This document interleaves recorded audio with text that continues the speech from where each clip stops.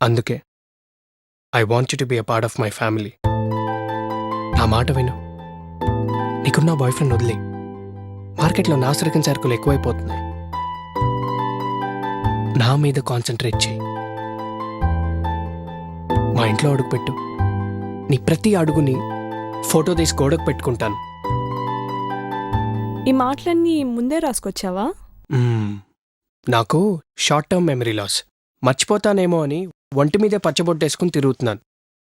లేకపోతే ఏంటండి, నా జీవితంలో మొట్టమొదటిసారి ఒక అమ్మాయితో ఇలా మనసు విప్పి మాట్లాడుతున్నాను. ఆశ్చర్యం ఏంటంటే తనే చివరి అమ్మాయి కూడా అవ్వాలని కోరుకుంటున్నాను. నీ మాటలు వింటుంటే నా డిఫెన్స్ స్కిల్స్ డౌన్ అయిపోతున్నాయి. ఎక్కడి నుంచి వస్తారయ్యా మీరు? ప్రశాంతంగా ఉన్న మా జీవితాన్ని కిలికేసిపోతారు. జీవితంలో ప్రశాంతత ఒక్కటే సరిపోదు, ప్రేమ కూడా అవసరం. నీతో మాట్లాడాలంటే చాలా తెలివి ఉండాలి. అక్కర్లేదు, కొంచెం ప్రేమ ఉంటే చాలు.